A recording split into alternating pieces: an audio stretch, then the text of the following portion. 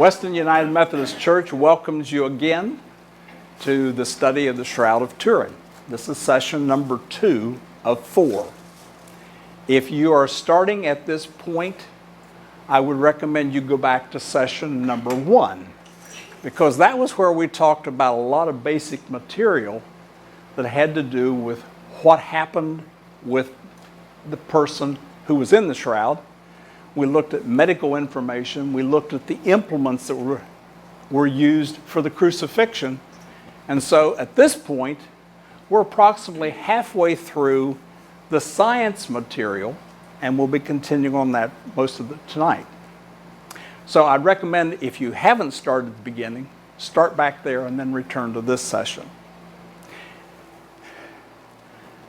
When we had characteristic number 5 of the 10 characteristics of science we're talking about, we were partway through understanding that the scientists have to ignore some things to try to focus what they're studying. And we took examples. With the shroud, the assumption has been that there is no miracle involved. And this, of course, is slowly but surely becoming a struggle point as we try to form some hypothesis to test. We also had to, as another example, we had to deny scattered oxide. And I gave you an example last time of where a scientist did not do that. He was later discredited because of that. His work with Yale University got discredited because he made the same error there. But his website, where he published, is still on the web, and you can go and read the same results that he put up there many, many years ago. It's a continuing problem. We're ready to move into looking at the cloth and blood and images a little bit more intensely. Here you see the chest blood magnified 32 times, trying to make it a little bit more visual. If you go to the right eye, you can see ever so slightly light brown kinds of stuff. And you see a lot of white behind it. If we move up even more, say on the nose, 64 magnification now, the white becomes a lot more obvious in it. And the point of it is that if you think about your arm, we're talking about an image that's basically on the top hair element of a thread. It's not all the way through the thread. Now the blood might have gone through, but the image per se is right on the edge of this piece of thread. The image seems to be caused by a corrosion to that little fibril. And if you have, say, 80 to 120 fibrils in a particular thread, you're talking about only 2 to maybe 5 of the fibrils have something on them. The rest below it are white. So it's a very thin image that's on the actual thread material. So we're going to add that it's encoding by a corrosion process, a takeaway process, rather than an add process like paint or something else. Okay? In 1980, the scientists were working on the blood. They found some evidence of blood, not large amounts, but they found enough that they were able, with an awful lot of special techniques, they were able to figure out it's type AB blood. It's a little unusual because it remains bright red instead of being brown, which usually blood will change to. But after some experiments, they realized that if you've subjected the victim, be it animal or human, to extreme torture conditions, the blood is of a different color after death. So at first it was a little bit of a puzzle, but then with experimentation they figured out the answer. Adler and Heller were 2 scientists who worked on the question of, okay, make sure it's blood and we can prove it to a sufficient standard. And they established all 12 of these possibilities. For you and for me, this doesn't mean a whole lot. For some of you may have science background associated with blood. Yes, this would mean something. For us to understand the implications, if you can prove 3 of the 12, a U.S. court considers that to be evidence of whole blood. So it's quite sufficient evidence the way it's been found. This raised the question, well, is there any chance that there's DNA in this? Ooh, that takes a whole different direction.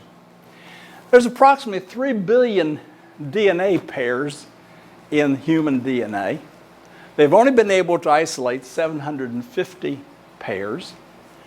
They got a chromosome 11 and an X and a Y touched on in what they've been able to isolate. So, no, we don't have the DNA of God, if that's where you think this is going. Although the book in 2001 was headed that direction and sold a lot of copies, obviously, because of the title of it. I have a researcher friend at the University of Alabama, Birmingham, who also has an interest in the shroud. And he keeps reminding me that a lot of the things that might be doable with blood have not been done with blood. And I remind us once again the same thing we touched on last night. The Vatican is the owner of the shroud. If the Vatican does not approve of the research protocol and someone does something with blood, whatever, fibro, whatever, and the Vatican didn't approve it, then they will disown it and say, no, that's not our material.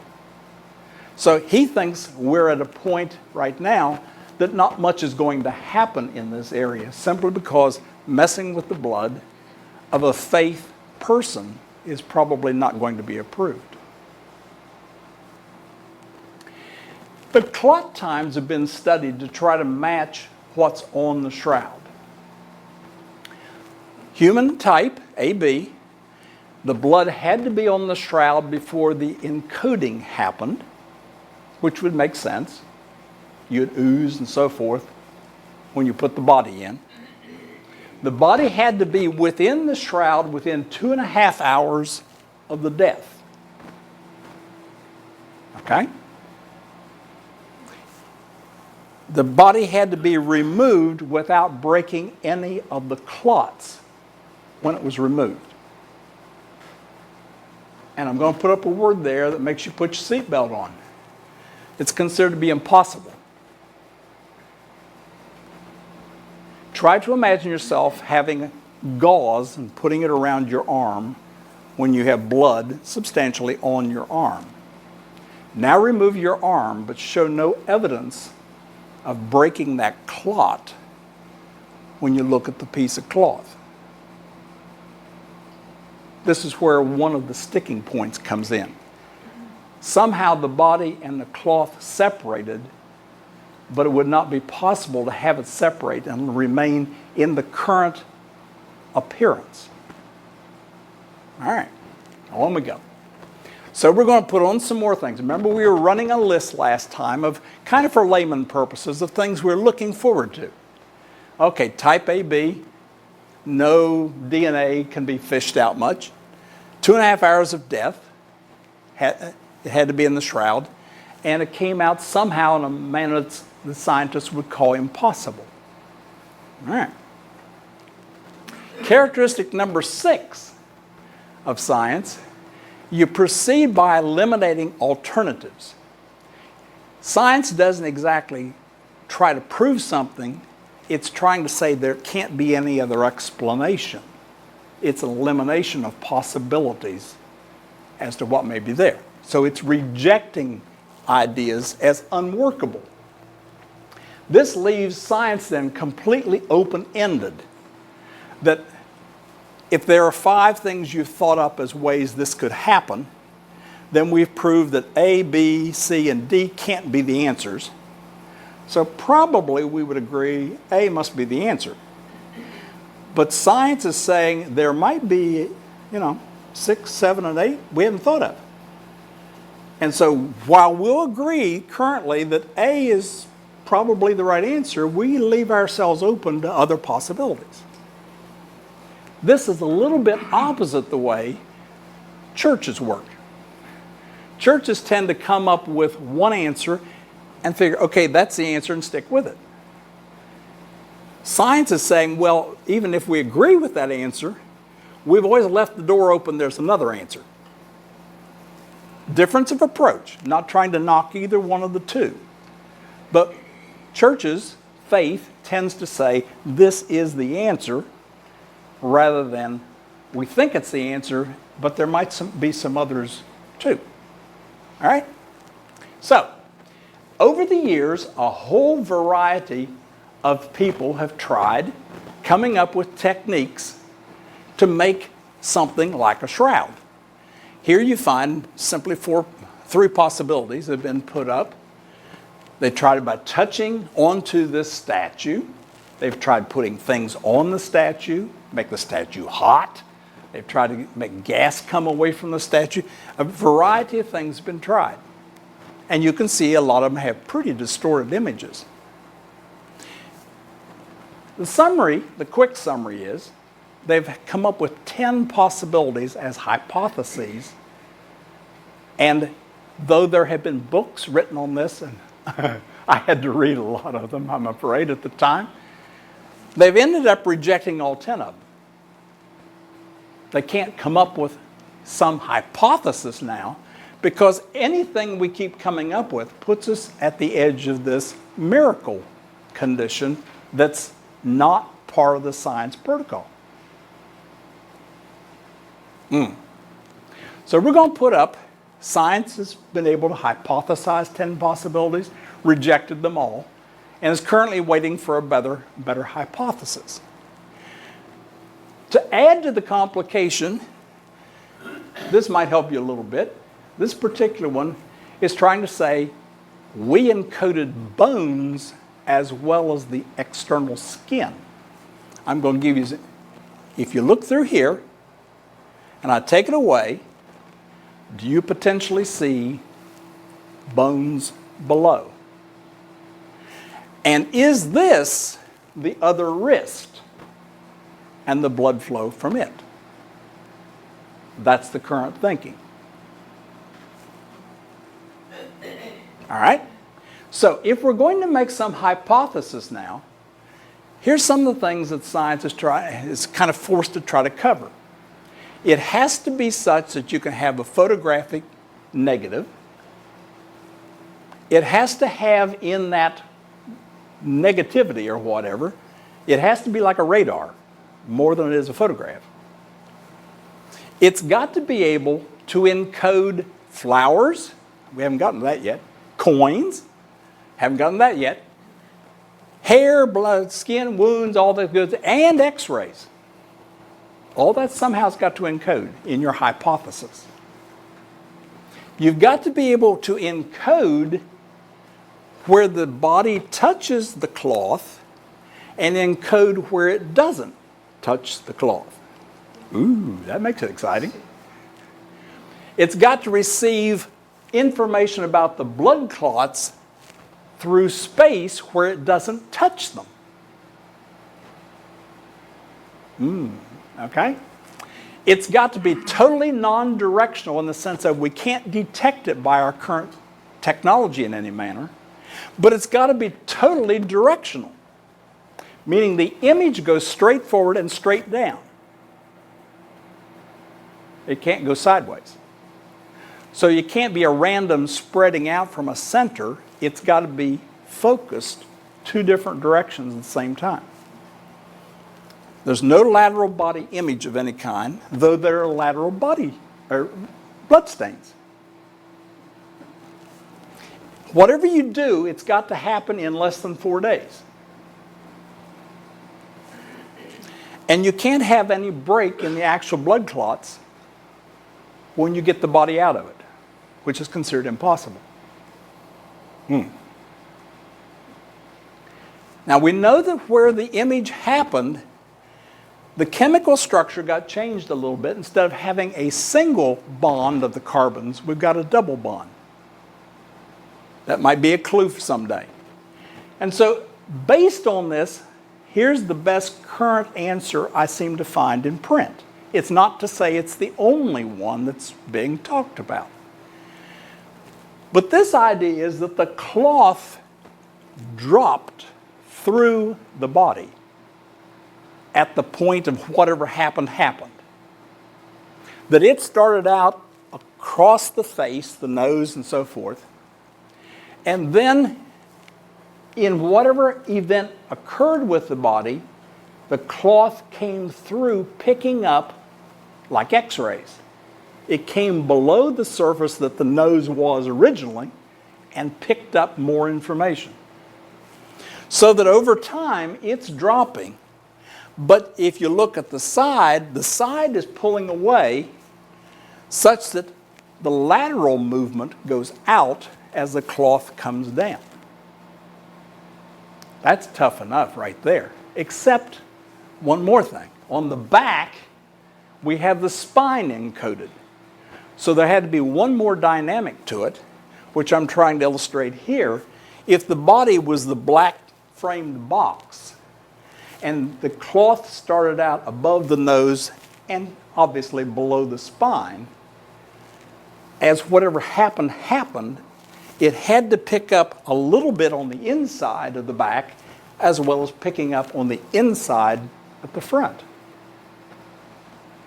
You find tonight more exciting than last night? Yeah, and more challenging. Here's the best one paragraph thing I can try to write. Shroud man, best guess, was placed in the Shroud of Turin within 2.5 hours of death, but wasn't in the Shroud 4 days later because there's no evidence of body decomposition that we talked about last time. No fluids or anything like that. Was dematerialized. What does dematerialize mean? The nearest way I can illustrate that, you remember the TV show where Beam Me Up, Scotty? Yeah, bingo. That's the nearest I can visualize as to what they're trying to talk about, where you remove the body somehow from it.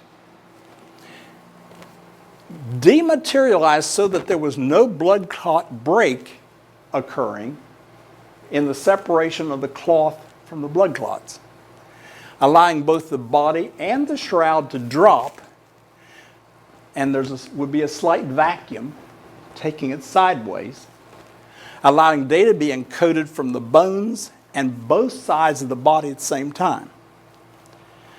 This involved intense heat, gamma and alpha rays being suggested both at the same time. That was only encoded within about 2 inches of space, starting advanced oxidation of 2 to 3 fibrils, the image, just up on the edge of this, added carbon-14 to the cloth. We haven't gotten to carbon-14 yet, but this would be a source of extra carbon, and thereby, with gamma rays, encoded the flowers and the coins.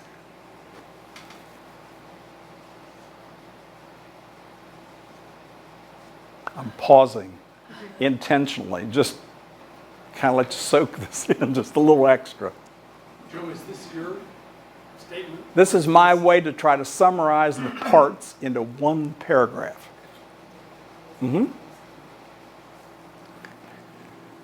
Scientists don't have the remotest idea at this point how it would start or how they'd test for it. All right?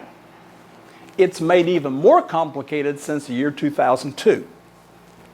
We've learned since 2002, which we have yet to come to, when they made the change of how the shroud is handled, there's a slight image on the back of the threads. So not only do you have them on the top edge, you've got some on the bottom edge. Not as strong, but in perfect registration with the other, which makes it even harder then to think of the cloth drop being the answer. We're going to put dematerialization in our summaries as being the best conceptualization that might account for the data at this time. Okay, Characteristic of science number 7, probability and measurement of error. In science, we try to figure out how good do we feel about what we found. We try to measure it in some reasonable way, and there are different tests you can use. But here, you're used to some of these. Polling data talks about margin of error. So they're trying to figure out what's the possibility of mistakes and so forth. Well, the question that comes up with the Shroud or anything else that science does, what is our mistake range? Scientific journals don't publish unless you have 1 chance in 20 or less of an error. And so when we're using something like figuring up your medicines, if they can't say there's only 1 chance in 20 that this is wrong, we don't want you to have a medicine created using it. We don't want to have our journals cluttered up with stuff that is not remotely sure. So this is our way of trying to deal with it as a field. And this 1 in 20 basis is used by science everywhere, so this is nothing unique to the Shroud or anything else. So the question I would put to you would be, if we conservatively consider the odds of just a certain number of factors, what are the odds, 1 in something, that the Shroud is not the authentic Shroud of Jesus of Nazareth? And we could have fun here. We could ask you to vote. See, we could ask, do you think it almost qualifies? Or do you think it would match publication, 1 in 20? Or when I was a student, if you could get 1 in 100, man, that was great. That was really good stuff. You felt pretty comfortable. Or do you think it even exceeds that? You got your number ready? You picked out the number you want to live with? Okay, we're going to take 7 factors. We'll talk about whether 7's a good number or not in a minute. But let's what are the odds? Well, it's rather staggering.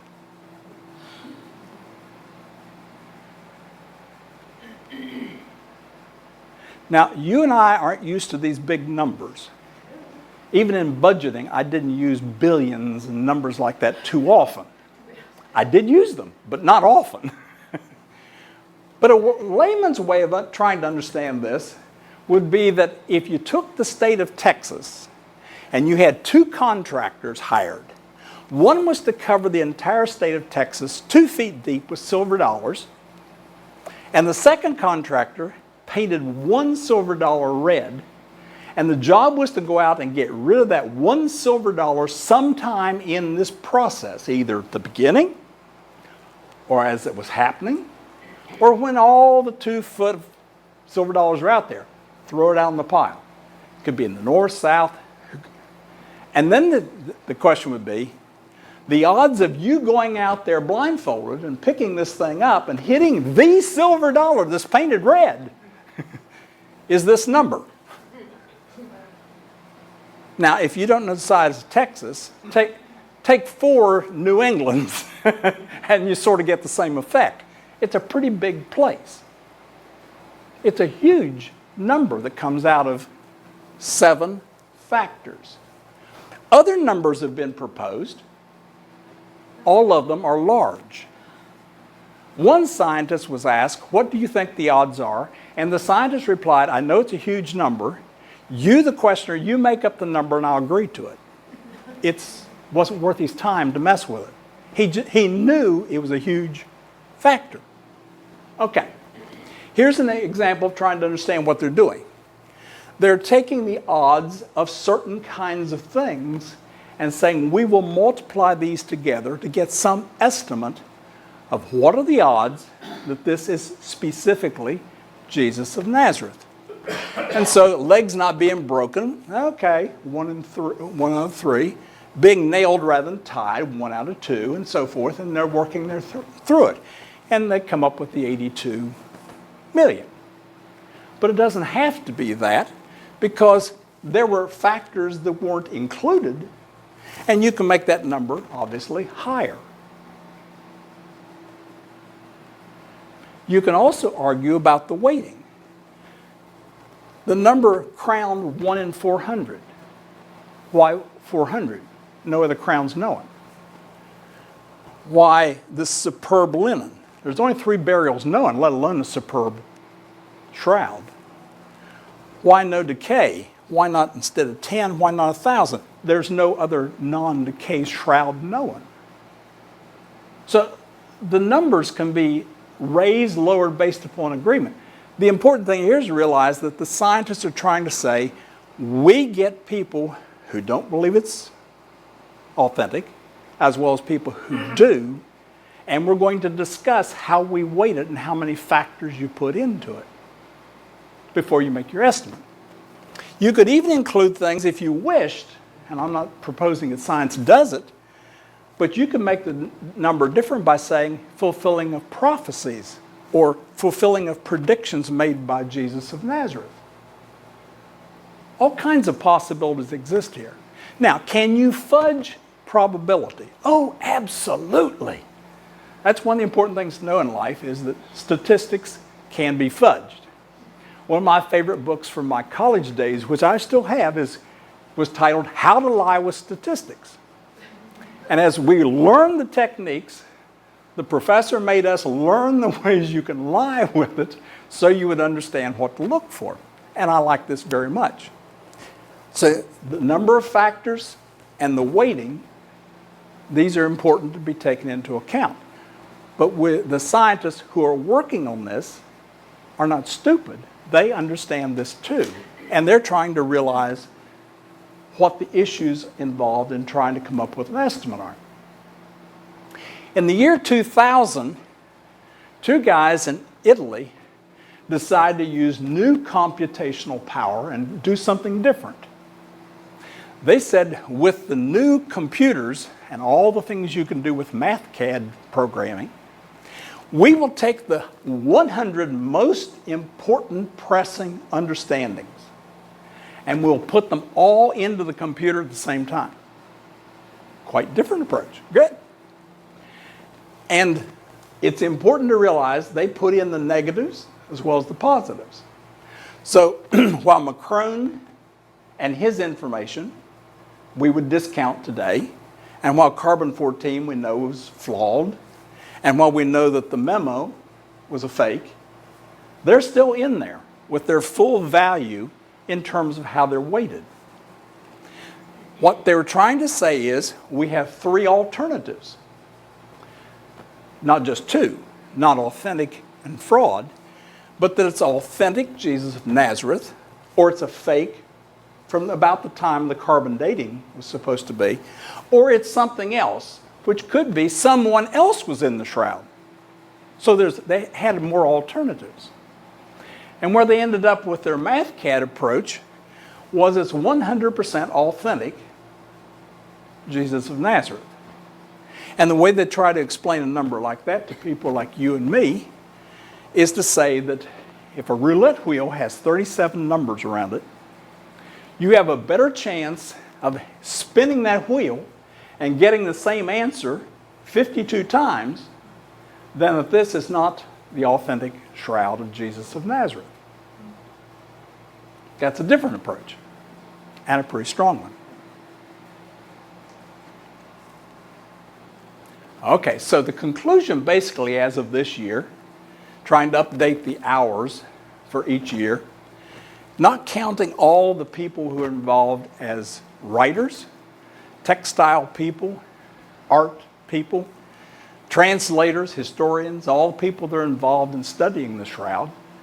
We're probably around 350,000 hours now invested in the study of this object.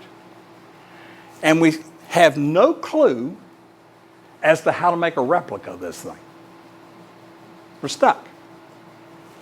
And if you include all the people and what they've done, we have probably 4 million hours of study. And it's the most studied single physical object in the world. And we have no clue as to how it was created. Can't form a hypothesis at this point because it forces us to the point of saying maybe a miracle? Ooh, science doesn't like that. Okay. After 1978, there was some other science, of course, that was going to happen. It wasn't just that original team that got access and information. And we're going to look at flowers, pollen, coins, art, wood, the soil, and coins on the eyes as our last item. So we'll take these in turn. At the microscopic level, there are images of flowers that were fresh in March and April in Jerusalem. Half of them don't occur in Europe, so that can't be the source. Now, I know you have a hard time finding, so I'm going to show you about where to look. Got your eyes ready? And then I'm going to take it away. Can you see the flower image?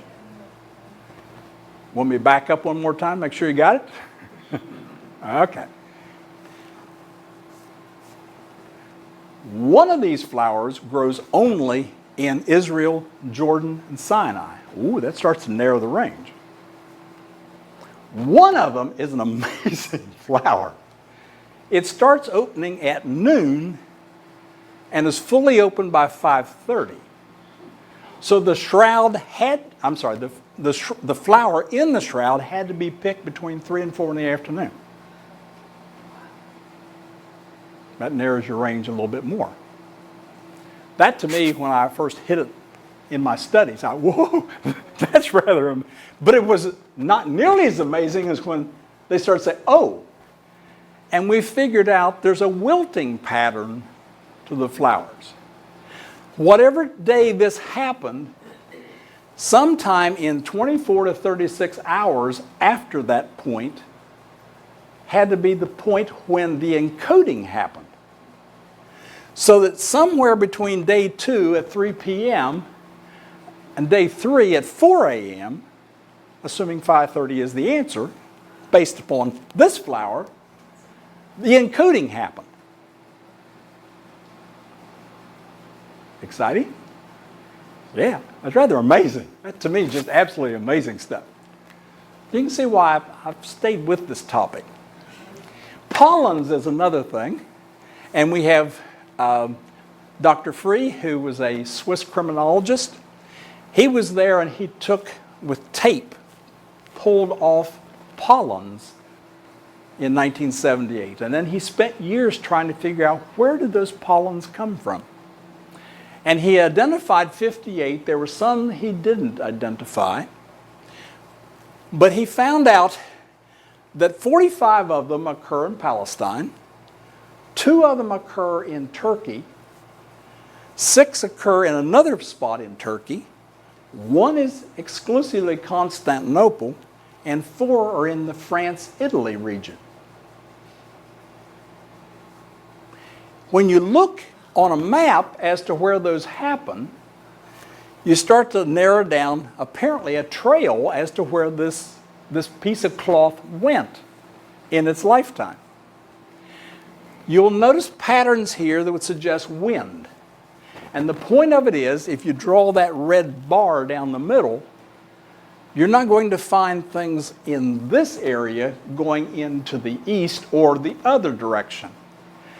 Remember, part of the problem we have with the shroud is it was first found, shall we say, modern understanding, it was first found in France. But we're saying the pollens are mainly far east of France.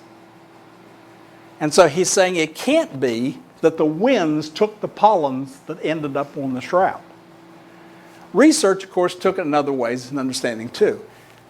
They figured out that most of the pollens wouldn't have gotten there by the winds anyhow, because the pollination is primarily by insect. And then it was realized that the process of working with the flax and making it superbly white involved putting it in ponds, and you let the thing have a retting process. And the longer it's out there, the whiter it gets, but the more opportunities to select onto itself pollens. And that this probably then accounts for what we see on it. Art, another topic. Once we got the information from the shroud and all the photographs that were taken, people started messing with the question of, could the artwork be following the shroud image? So here you have an image from 600 AD, and the question is, do the two of them relate to each other? And a lot of different kinds of studies have been done trying to see if the placement of things is the same between the two. Coins, the same way. Trying to see if the image that we see on, obviously, a solid coin is coming from a source that had to do with cloth. And again, notice the dates. It's certainly not 1300 when Europe, in one sense, thought it found the shroud in its presence.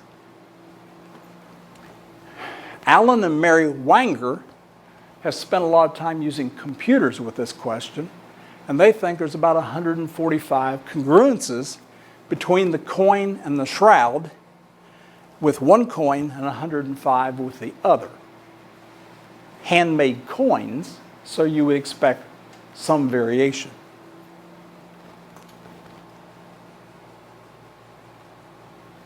Wood.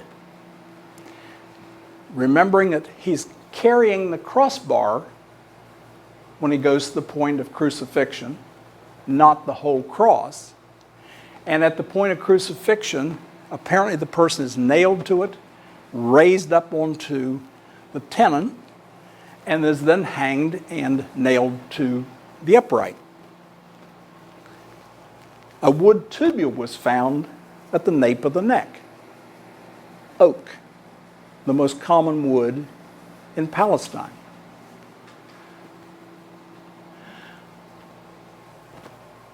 Two areas on the shroud, one circular and one a little different shape, would suggest that something was rubbing on the skin after it had been damaged by the whipping, which makes sense with the carrying of the crossbar. The soil. Jerusalem is a very unusual place. It's at the edge of several geological types and several different water types and vegetation types. And that becomes important because when they looked at the soil that's on the shroud, they found intense knee soil materials and scratches, suggestive of falls. It was travertine aragonite soil rather than the common travertine calcite soil. That soil occurs only one place in the world, within 10 kilometers of Jerusalem. That unusual set of circumstances results in having unusual material to fall into, if you will. The dirt is heavier at the knees than the feet. So it wasn't just that the walking, but probably then the falling would be an issue. And the limestone throughout the shroud was an exact match for both places that claim that they are, in fact, the garden tomb, the correct tomb. One of them the garden tomb, and the other one has a church built over the top of it. All right, coins on the eyes. This one's my touchy one. If you'd been with me 15 years ago, we'd have spent a lot more time on this. But because of the change in the shroud's appearance, it's not so certain now. So we have to back away from some of the considerations. The cheek, you remember, it was larger, and we looked at the pole size that went with the hit, the 1 3/4 inch bam below the eye. When they try to look at the eyes and they think that there are coins that were on the eyes, they found 211 points of congruence and 86 points of non-congruence between the if you will, the shroud and the coins, including a misspelling, which they found the coins that are like that misspelled. Not at first, but it took them a while. They were misspelled coins on that one point. Now, if you got 14 points of congruence with a fingerprint or a tire track, you're convicted in a U.S. court. So you can see the numbers is quite high, even though the coins were handmade, so you'd expect discongruence. All right? This coin was only in circulation from 29 to 34 AD. On the other eye, the thought is that it's the lepton coin. They found 73 points of congruence, enough to convict in a U.S. court, but significant discongruence. Now, what was all the point about this? Well, do you remember when Jesus was asked the question, blah, blah, blah, blah, and he says, well, show me a coin? And he says, whose coin is this? What did they answer? Caesar's coin. That's right. What we think of coins belonging to the government. And when you change a president, we keep on using the coins. With Caesar's, all coins were recalled and melted and reissued. So the answer was, it's Caesar's coin was a true answer. It's his money. And we'll only use it so long as he's alive. So the coins that we have today from that time period are the ones that come from tombs that were left with bodies and were buried. So to have a coin from 29 appear on an eye is no small issue. That would be very suggestive if that's the only time that 1 year the coin existed, then apparently the burial happened in the year 29. Ooh. All right. Coins only circulated at that particular point. And it would mean Shroud Man would have to enter into the Shroud between 29 and 34 AD, with 29 being the best guess. Now, think about the significance of our calendar. We know it's off, that they miscalculated. And maybe 0 should be 4, or something like that. And you remember the story that comes with the birth story, right? But at any rate, there was a large comet, and it was bright, and it was seen twice, and it seemed to be moving. Does this sound like a familiar story from your Bible experience? Yeah. You do remember the story. There were wise women coming from the east. They were bearing diapers and all sorts of things. How do we know that they weren't men? We know they weren't men. They stopped and asked for directions. Men wouldn't do that, would they? No, we wouldn't do that. But the idea of it being twice seen and moving makes sense with a comet. Well, that happens to occur with 29. That's 33 years after an adjusted potential birth date. Isn't that also, isn't 4 BC also the same time where you have the confluence of Jupiter and Mars? Yes, that's another possibility that's been posed. Right. The point is, we would have stressed this and thought about it a whole lot more. But when they redid the appearance of the Shroud, they stretched it. It's 4 centimeters larger on one side and 8 on the other than it was when it was photographed previously. The material, the photograph of the eyes upon which this is based is no longer present. The pixels no longer fit. So while this might have been interesting and might be something we would have wanted to have in it, today would say, no, you drop it out. It might be true, but it's no longer supportable. You can't, again, show the same thing that we used to be able to show. Okay. So we'll put down that the wood was time of Palestine. The soil was only known in Jerusalem. We can then try to draw some kind of conclusions at this point. Someone picked 28 flowers sometime between 3 and 4 p.m. on a day during March or April, year unknown now, placed them in the shroud before 5:30, and they were encoded within 24 36 hours. Science can establish it seems to be fully authentic, Jewish, from the time of Jesus of Nazareth, from a crucifixion victim who matches the information of the New Testament descriptions. And the chances of it not being are essentially the zero. The number is massive, whatever that number is.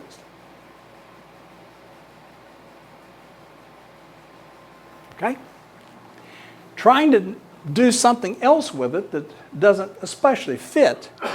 If you try to take this and imagine how this would look in different ways, one of the things they've tried to do is say, okay, we'll try to smooth this face out, we'll try to add hair, and we'll try to give some sense of what would the person look like today. I've got two and you can pass them around. And the way you use them is to hold it and go back and forth.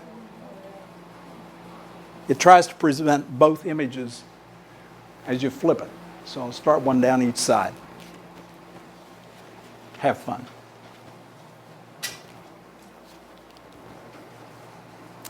At this point, we're going to take a break. Gives you a chance to stand up, stretch, whatever.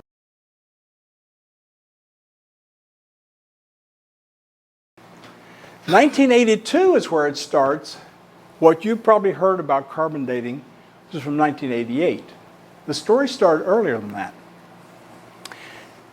Carbon appears in forms C12, C13, C14, and we gather that C14 when we're alive.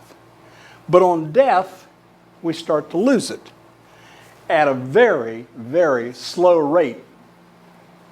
Now that's fine if you're carbon dating a rock or something that's millions of years old. But for something that's within the last couple thousand years, that's quite a struggle. Dating occurs by comparing C12 to C14 amounts.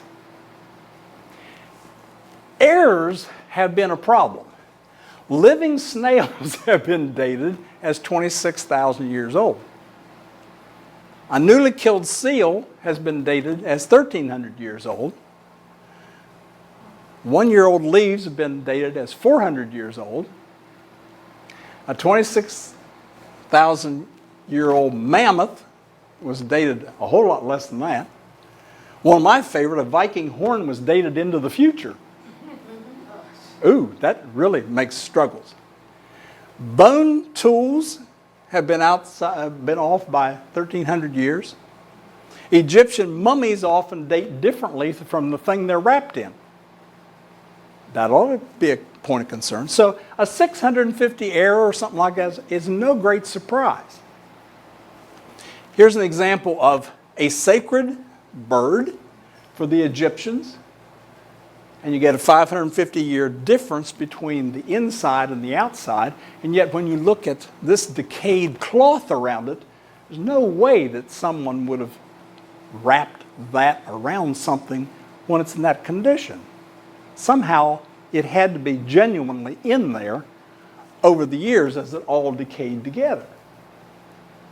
So in 1982, a carbon dating happened that was unofficial. And do you remember what I told you? If the Vatican doesn't approve it, it didn't happen.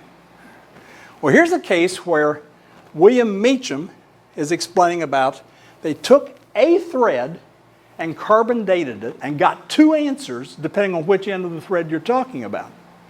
Ooh. And one end is around 200 AD and one's around 1000 AD. This gets talked about when you try to deal with accuracy. So we've got to be real careful about, what are we dealing with? In 2002, Dr. Rossman went on television talking about this business of carbon dating. He then says, nope, never did it. And Caltech says it never happened. So that ought to tell you this is a touchy subject, all right? The plan of the Stirp team, the one that did the 1978 work and was still continuing to do work on the materials they had taken away, wanted to do the official Shroud carbon dating. And you see their plan was 7 laboratories, and especially this last one at the end, you would video everything, make sure everyone agreed this is exactly what we're supposed to be doing, and everything's being taken care of with blind samples, so there should be no complaints about when we get it done. That is not what happened. They got someone who did not know anything about the shroud, brought into the room with the shroud, with all these experts about the shroud standing around. They argued for 1 hour on camera about where the cut should be made on the shroud to carbon date it. This person eventually whacked a piece which has been shown to be a repaired piece. So the wrong thing was carbon dated. But you and I would not want the results of this no matter what the answer had been. Think about the whole concept we have in law of a chain of evidence.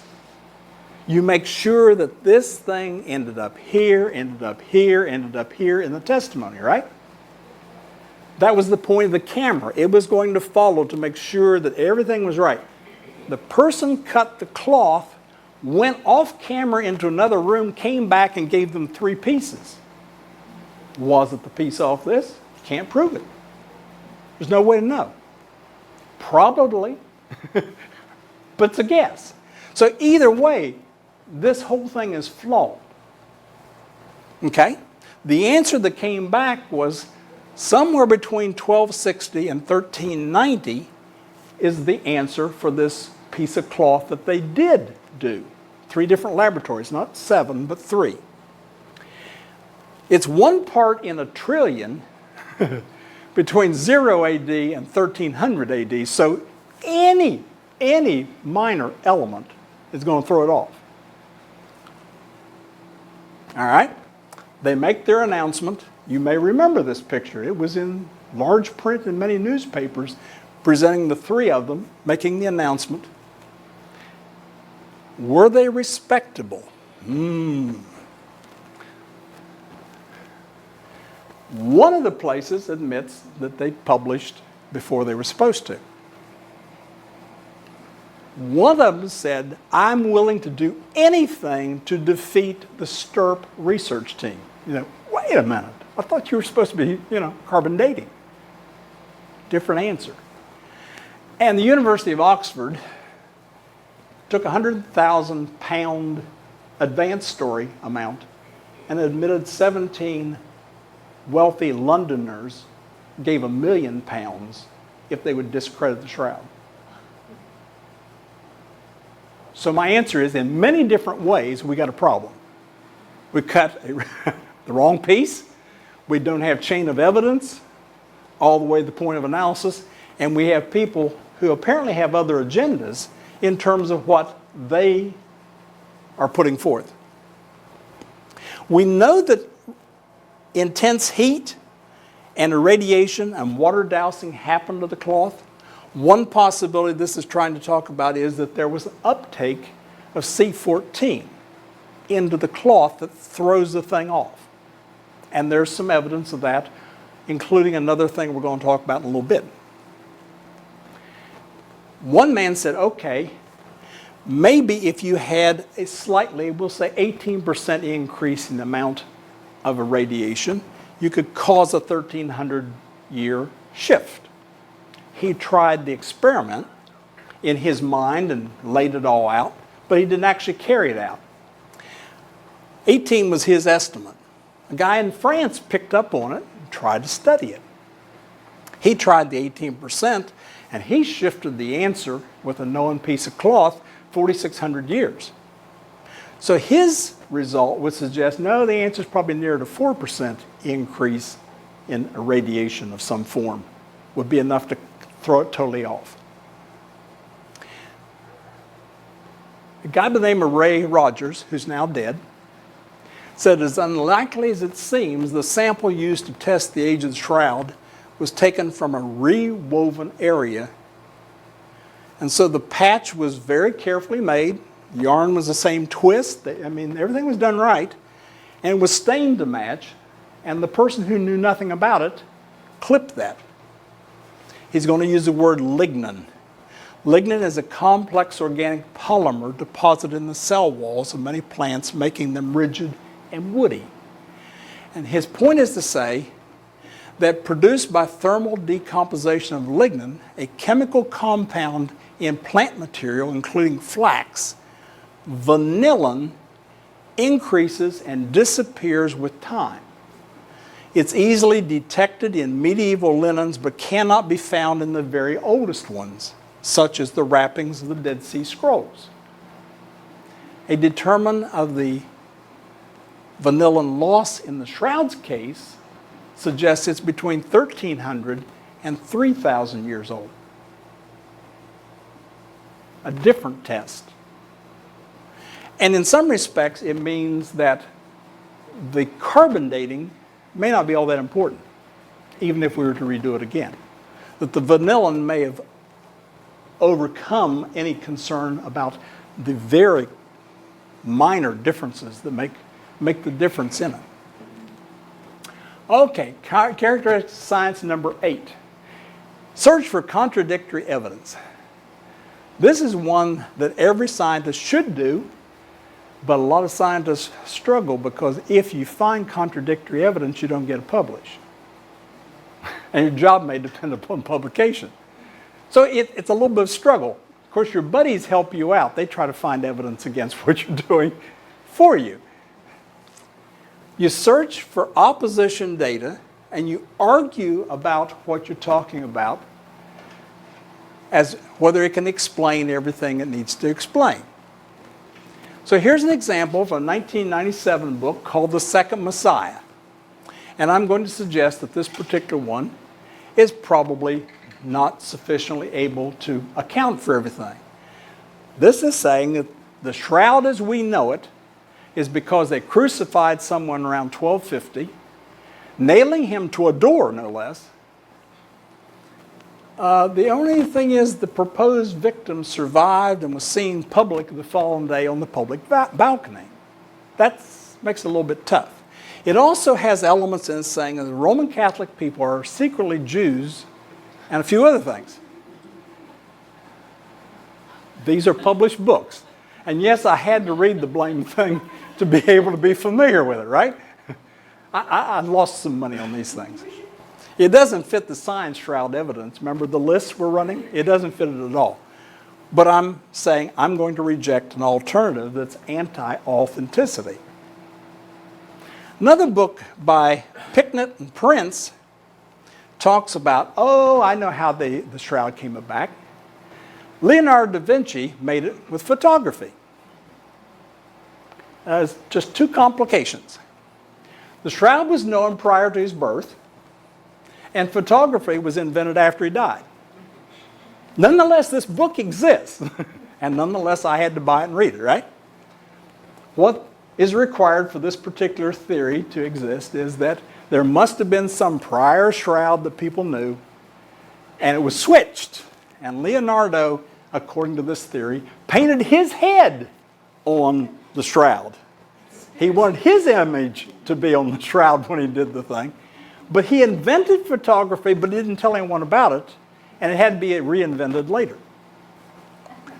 It's based upon a secret informant. It painted on the blood. And of course, it doesn't remotely account for all the list of evidence we have either. So we're on to a third possibility called resurrection. Remember, scientists are trying to go through possibilities of something to discount what they've learned up to that point. This is a book from the year 2000, and his idea is that the shroud and the resurrection happened all at one time. The body came up in the air, the shroud went out flat, and the image was encoded, and the body was gone. The only problem is that doesn't account for what we've learned about the blurs on the side. So in this case, we have something that I think it's authentic, but it's got to be rejected for the simple reason that it doesn't fit with other scientific evidence. Here's one that I'm currently working on. I told you about the pollens, the 58 pollens. This is just me. I haven't been able to figure out why I can't find in the listings olive tree pollen. Now, maybe I don't understand the mechanics of olive trees and how that works. And I know that there's some pollens that were on the shroud that they couldn't identify. But for me, as a reader, I haven't been able to figure out this. This is one of the things I'm working on personally to try to figure out, okay, how do we account for this issue of a very common tree in the area in which this supposedly came from? Possible revision, I mentioned this before. We're probably not going to say any longer the nail went in the spot of destined, but it's probably in what we're going to call the Z area of the wrist. Doesn't change the mechanics of it especially, but it's saying we look for things that apparently don't fit and need to be changed in our understanding. Characteristic of science number 9, a replication to verify. Science runs the experiment again and again and again, right? And if you keep getting the same answer, then the chances are pretty good that's the answer. You want to ask Shroud Man to climb into this thing and do it all over again? I mean, you can see the dilemma of this one. How do we get a replication of the concept? Well, oddly enough, there is a cloth called the Sudarium. The Sudarium is one that might well give us some answers. This is the correct size of the Sudarium. This cloth existed because it was customary to have a cloth to cover the head of someone who was dead out of respect. And they kept it on the head during the anointing and then took it off and left it behind, especially if there's an injury issue involved. The Sudarium is about 33 by 20 inches. About the size of that. There has been a complete research area focused on just the Sudarium itself. And they have about 6,000 experiments they've done with the head, trying to understand its positioning and the fact that it was down on the shoulder or the arm was up and it was down on the shoulder all at the same time. Some layers are multiple in number, and the cheek on one side does not have cloth covering. Apparently, the arm, the shoulder was against the face at that point. They tried to reconstruct what has happened with this cloth. And in the 1999 report that I'm going to use, although there's a second one, clearly the person had to be dead, had to be wounded before death on the scalp, the neck, the shoulders, and the upper part of the back. Appears to have a beard, mustache, long hair tied in a ponytail at the nape of the neck. Suffered extreme swelling as death was happening. Appears to have the arms upward, compatible with death on a cross. The fluid is 6-part water to 1 part blood, which would certainly make sense with the swelling and everything else we've been looking for. It appears the cloth was removed from the head. It would be adult male, correct size, and it matches the wound pattern that's found on the shroud. The pollens are pretty much the same as we have on the shroud, almost all from the Jerusalem area. When they looked at and tried to understand the drying pattern of layers, it had to have 3 times that a lot of bouncing, jostling something caused fluid to come out. The timing is estimated from the drying. Well, this became fun for me. And this is strictly me as a reader trying to say, well, if this is true, then it's got to fit the other information. So let's suppose the gospel is correct. The death occurred about 3 p.m. and that 5:30, the body had to be in the tomb. Someone's out gathering the flowers, and they would have the tomb scene at the end. You follow what I'm trying to set up here? Now I'm going to try to see if time-wise it would work. Whoops, wrong button. Say around 320, it's obvious that Jesus of Nazareth has died. And so a request is made for the body. A civil servant has to come, the guard, and perform the necessary test. They didn't break the legs. They stabbed with a spear. Proof, yeah, he's dead. Somewhere in there they would have covered the head, and when they hit him with the lance, maybe the first spurt of blood comes forth. Get the okay from Pilate, you may take the body. You now have to get the unnailing of the feet off of the upright that always stayed in place, and you have to bring the bar down. Now you can get the second jostling that would cause the fluid. Then you unnail the hands and you begin carrying the body headed toward the tomb. Around 5:20, you arrive at the door of the tomb and you have to force rigor mortis arms into position to get it through, because now you're looking at a tomb like this with a very tiny space to go through, and that then could have been the point of the third one. And then you add the bands, the aloes, and the flowers. And so from my point of view, remember I'm the one doing this is not published, it looks like this would fit. And if the sudarium and the shroud wouldn't fit together, you'd have great concern as to, is it really appropriate? The fingers are held close to the nose. Remember what we said last time in our session? Their understanding of resurrection was you needed all of your blood. So you would want to make sure you lost the minimum amount of it as you took the person to the tomb. The prints don't allow us to have, say, fingerprints, but they do allow us to measure a nose, and it equals the size of the shroud. There's a small stain at the right side of the mouth, and because they found it on the sudarium, they asked them to look for it on the shroud, and they did find it there. Type AB blood, just like on the shroud. And the test that they've done so far on the materials seems to agree that's exactly what we'd expect with what we've learned from the shroud. The congruences between blood, back of head, and so forth, there's been a second study done. It seems to be the same answer. Of interest is the fact this particular cloth has been known a lot longer than the shroud.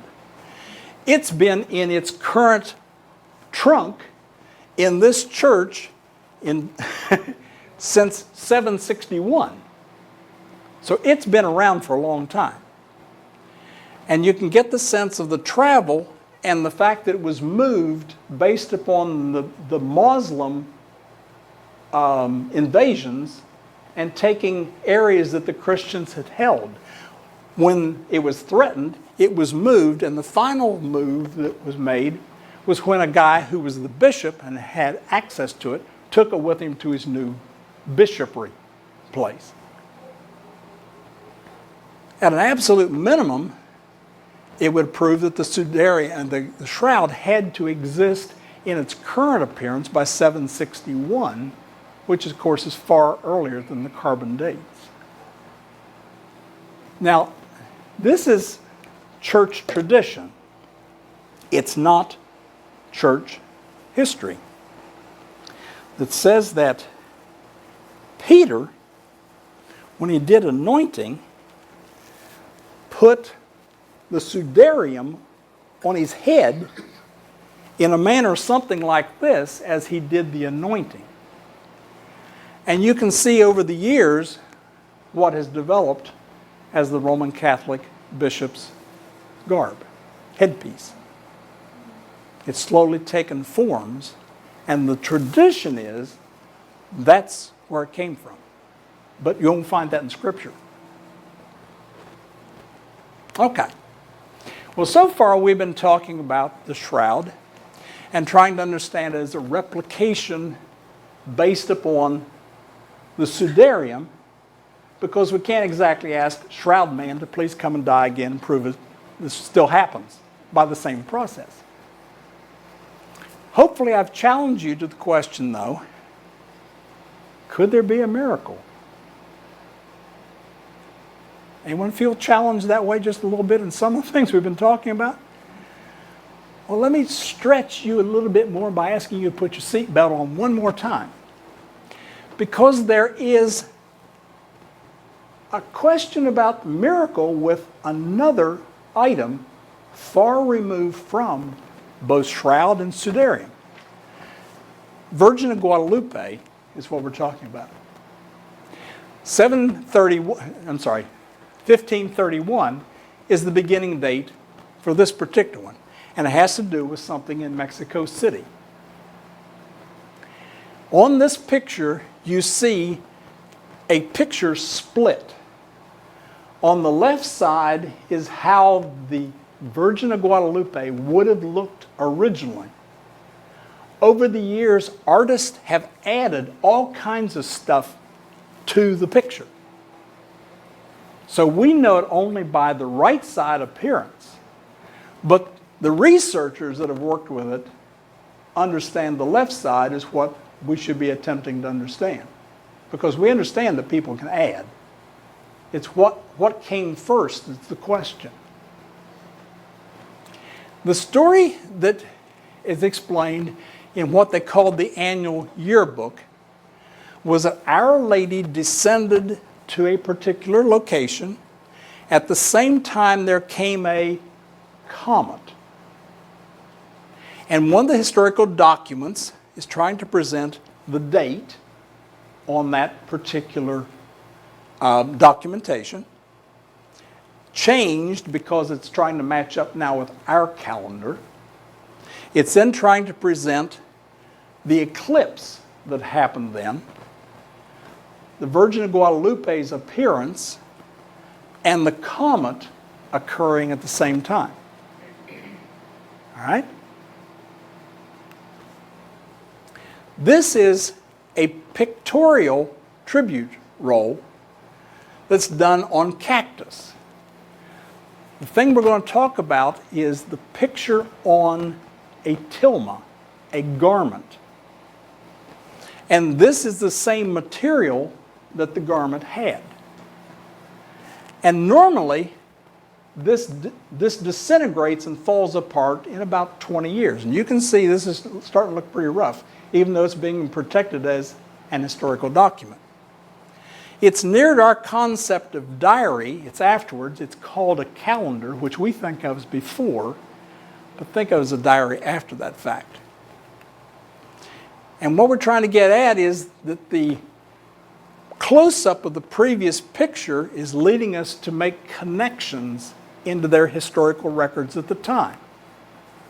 Here's the basic story, that a particular Indian and his wife and uncle lived together, and on a particular date, converted into 1531, he went to Mass early. As he went by a particular hill, he hears bird songs. And a few should have been around, and so he investigates just to find out out of curiosity. And he finds the Virgin Mary. He's told by the Virgin Mary to go to the bishop and tell the bishop to build her a church on the hill. The bishop, when he receives one, doesn't believe it. So he says, bring me proof. That's a reasonable answer. Yeah. He doesn't go the next day because he's taking care of his sick uncle. But on the following day, he's back and the Virgin Mary meets him. Tells him, don't worry about your uncle. Your uncle's going to be fine. He was to go up the hill and he was to pick roses in December, no less. And he was going to find many of them in full bloom with dew on them, even though there was frost on other things around it. He brings them back, and she, Virgin Mary, organizes them in his tilma and tells him, don't open this until you're in front of the bishop. When they get to the bishop's location, The ones who are there, the caretakers and so forth, realize they're seeing out-of-season material in his tilma. They quickly let him into place. He opens his tilma, and the image is seen on the inside, and the roses and everything else fall on the floor in front of him. Fascinating. Next day, of course, the bishop goes to the hill. Smart man. And they form a church called Our Lady of Guadalupe. And in the next 7 years, 8 million Mexicans are converted. Needless to say, this is rather amazing. Now, there's been a full scientific investigation of the tilma.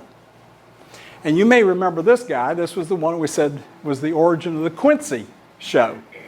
Robert Buckland was one of the members who was part of the evaluation of the tilma. It's made of cactus cloth that normally falls apart in 20 years, but there's no sign of decay on the tilma at all. The colors, the original colors, are as bright as they ever would have been. Although, again, remember that a lot of stuff got painted over. One of the things they're struggling with in the evaluation is how a large green spot can be seen on the back, but you can't see it the other way. It's like things can be seen one direction only. How is it possible that you can see through the cloth, but one directional only? They can't understand how it survived given the niter in the air, since it seems that all the other artwork around there is destroyed over the years by that same niter. They can't paint on tilma material, except they can on this particular cloth, obviously. They spilled accidentally cleaning material onto it and didn't damage it. There's an odd effect to the thing. Beyond 6 or 7 feet, the colors in it shift. Now, we don't know how to do it, but the same thing happens with some bird feathers and stuff like that. So we don't understand the color shift issues. In 1950, an optometrist took an ophthalmology instrument, and he looked in the eye as part of the examination. He was amazed to find that the law that we use for understanding your eye will work on this eye as well. Meaning that when he looked through the eye, he found all of the things in place that a human eye would show him. When they then did a mapping of it by using a computer, they come up with material like this, including faces of specific people. And these two, when we rotated it, are recognized as the bishop and the interpreter who were in front of this thing at the time it happened. Needless to say, they've decided how to display it. They put a silver cover on the back.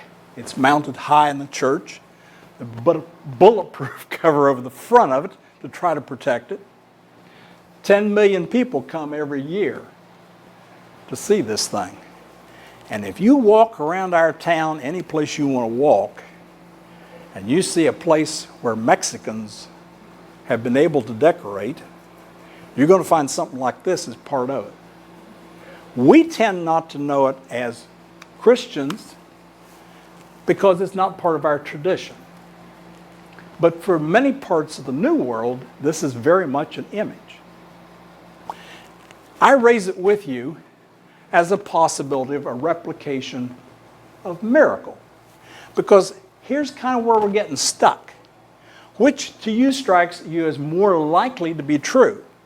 The shroud is genuine, but it came because of a miracle somewhere around 29 AD.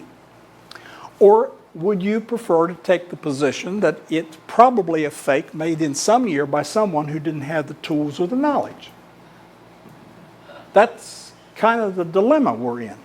And I pick it's probably going to end up miracle. Because we have a principle in science called Occam's razor.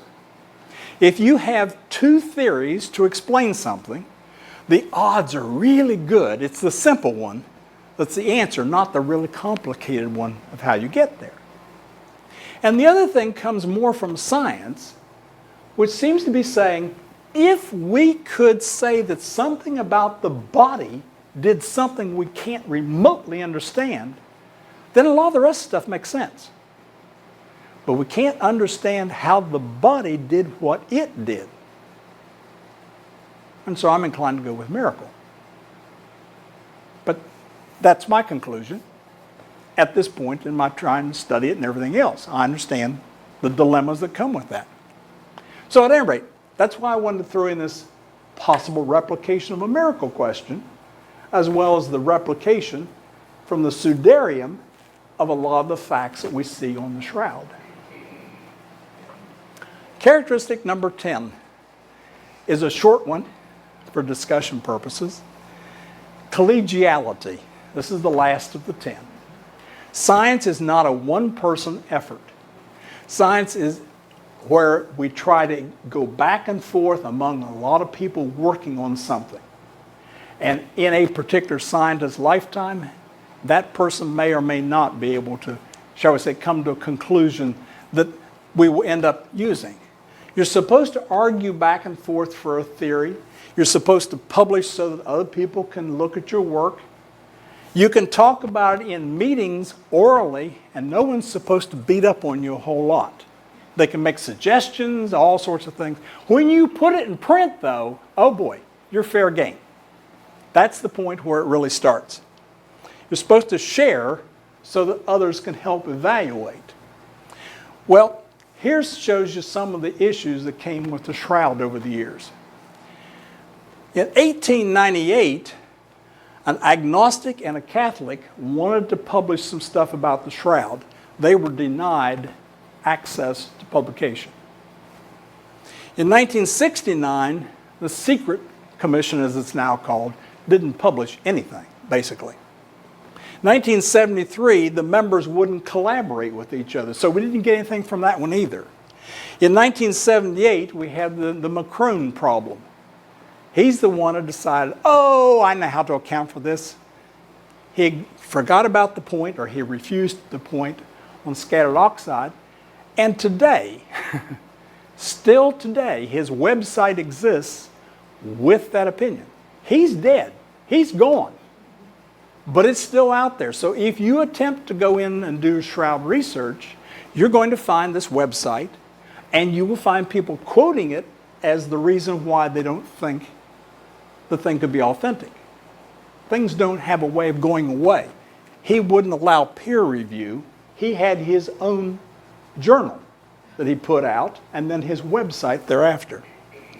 And in 1988, you've seen carbon dating, where we violated several issues in how we approach it, how we filmed it, how we had people do stuff, their interest in money as they were doing the evaluation that they did.